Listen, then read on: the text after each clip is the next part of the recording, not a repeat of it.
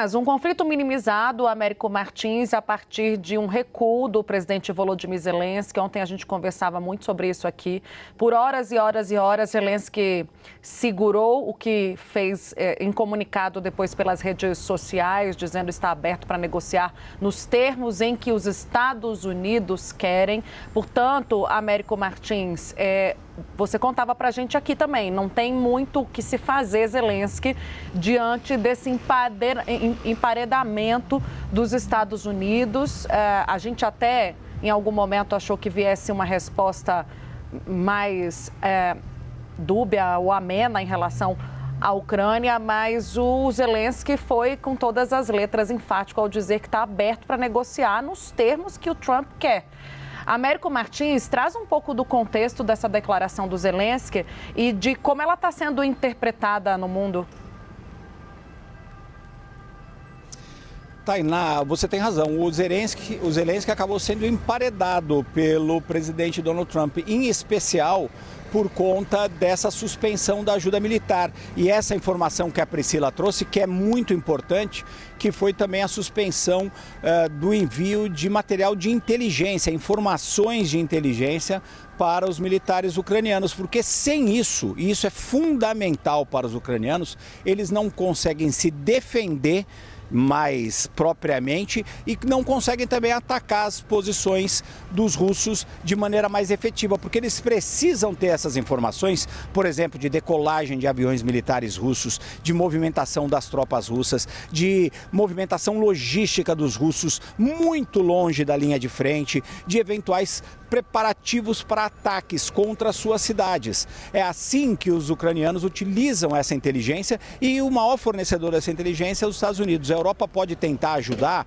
muito mais em armamento, em aviões, em tanques, por exemplo, mas a questão da inteligência é fundamental e os Estados Unidos têm a maior indústria, vamos dizer, de inteligência, o melhor serviço de inteligência operando naquela parte do mundo e antecipando movimentos dos russos.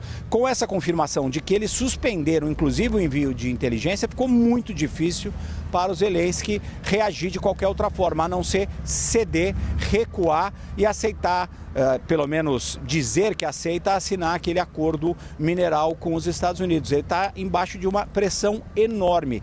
É muito possível também, Tainá e Uribe, que essa pressão tenha vindo da Europa, porque a Europa ajudou o Zelensky, abraçou o Zelensky depois desse bate-boca lá na Casa Branca, garantiu que vai ajudar com mais armamento, com mais sanções contra os russos, mas também deve ter feito um pedido claro ao Zelensky para tentar amenizar o conflito com o presidente Donald Trump, porque a Europa também não quer ficar completamente isolada, quer ter pontes com o Trump e é importante que a Ucrânia também tivesse esse diálogo. Dessa forma, o Zelensky ficou sem nenhuma outra opção. Continua querendo segurança, continua querendo algumas garantias militares dos americanos, vai tentar extrair isso de alguma forma nessas negociações, vai tentar garantir que a Europa ofereça, por exemplo, soldados para o seu território e vai tentar um